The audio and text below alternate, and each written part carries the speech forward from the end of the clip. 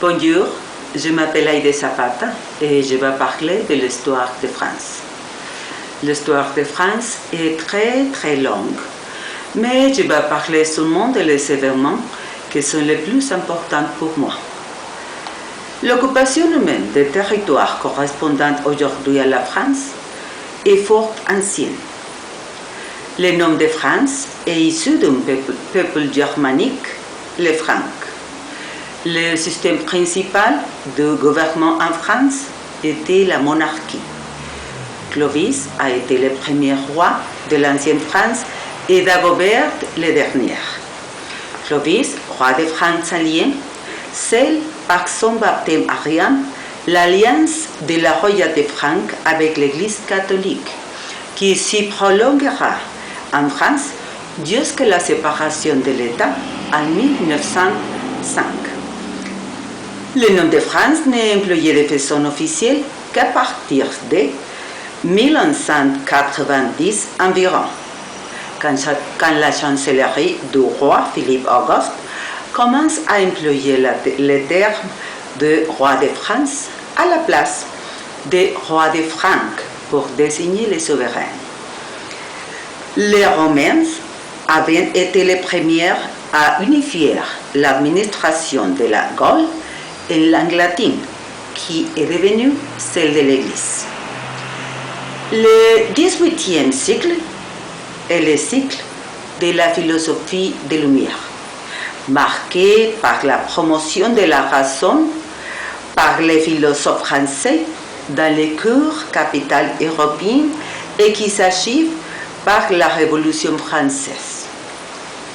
1789 est une année riche en événements. Louis X a convoqué les États généraux pour le 5 mai 1799 à Versailles. Les députés du Tien étant parvenus en 2 mois et sans violence à mettre fin à la monarchie, absolvent avec l'aide d'une partie du clergé et de la noblesse, et se fait reconnaître comme Assemblée nationale à la suite de cernes de jus de pomme pris le 20 juin 1799, les Parisiens, exaspérés par la crise économique, l'instabilité gouvernementale et redoutant l'arrivée des troupes autour de Paris, prennent d'assaut la Bastille, accélérant ainsi le processus révolutionnaire initié par les députés en faisant plier un symbole de l'absolutisme royal. En effet, le 17 juillet, le roi, venu à l'hôtel de la ville de Paris, entériner les nouvelles institutions parrainées nées de la prise de la Bastille, accepte de porter la cocarde tricolore. Le blanc, les couleurs royales, entouré de 2 couleurs de la garde municipale de Paris, le bleu et le rouge. Cette association de couleurs préfigure le drapeau tricolore qui est utilisé à partir de 1794 pour symboliser la République. À la fin du mois de juillet 1799, les campagnes sont agitées par les Grandes Peurs, une révolte contre les droits féodaux. Pour mettre fin à l'agitation, les députés votent dans la nuit des 4 août et cette date marque la fin de l'ancien régime et le début d'une nouvelle société. La Déclaration des droits de l'homme et du citoyen est votée le 26 août 1799. Le 14 juillet 1790, un an après la prise de la Bastille, la fête de la Fédération célèbre sur les champs de Mars à Paris la réconciliation nationale et l'unité de tous les Français. La mémoire de ces 2 dates a conduit à adopter en 1880 la date du 14 juillet comme fête nationale de la République française. Les jeunes républiques évitent assailles de toutes parts par les coalitions qui franchissent les frontières au printemps 1793. À partir de mars, l'ouest de la France est le proie d'une insurrection catholique et royaliste appelée guerre de Vendée. La lassitude des Français, induite par le désordre intérieur, permet au général Napoléon Bonaparte d'être favorablement acculé le 9 novembre 1799. Napoléon fait rapidement rédiger une constitution, la constitution de l'an 8. Il y est désigné comme premier consul, donc à la tête de l'exécutif. Il a le pouvoir de nommer aux principales fonctions républiques et il a le pouvoir de l'initiative des lois et du budget. Il est consul à vie et peut nommer son successeur de son vivant. De plus, les libertés publiques sont supprimées.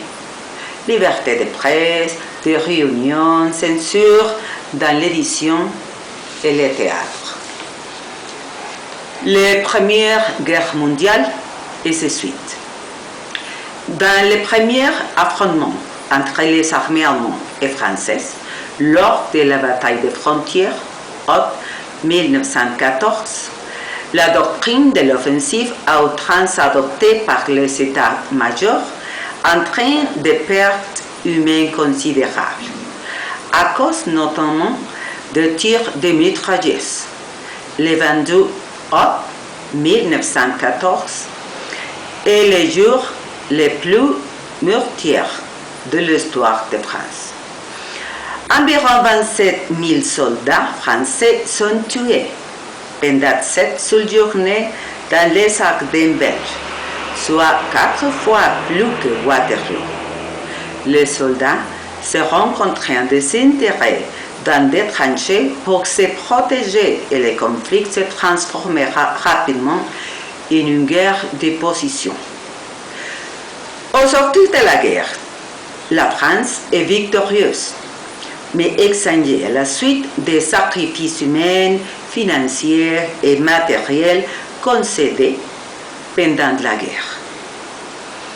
Après quelques années de reconstruction, la France peine à retrouver sa vigueur économique d'avant-guerre.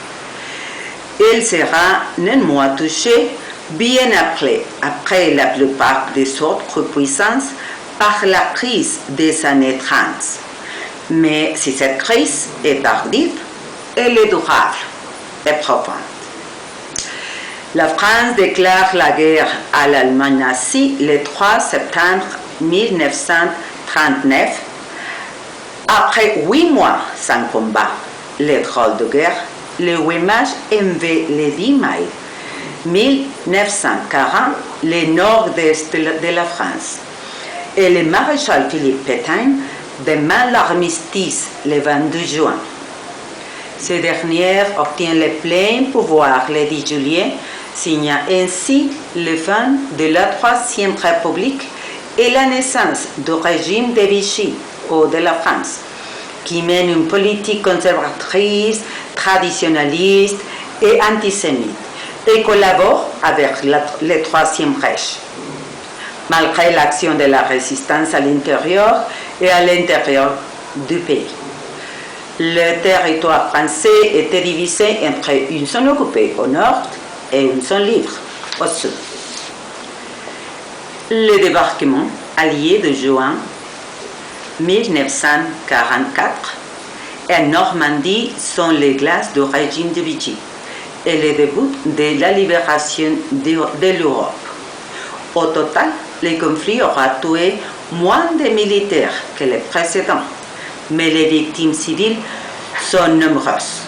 Au moins 75 000 juifs installés sur le territoire français ont été tués lors de la Shoah, et les blessures psychologiques et politiques longues à cicatriser. Une période de renouveau commence alors pour la France.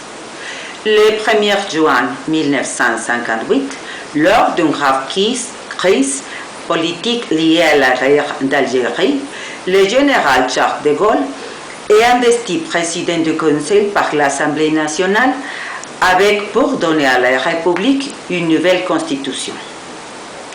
De Gaulle a été président de 1959 à 1969. Donc continue Georges Pompidou de 1969 à 1974. Valéry Giscard d'Estaing de 1974 à 1981. François Mitterrand de 1981 à 1995. Jacques Chirac de 1995 à 2007. Nicolas Sarkozy de 2007 à 2012.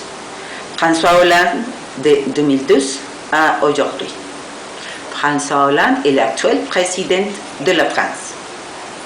Cela a été l'histoire de France en 10 minutes. Merci beaucoup pour votre attention.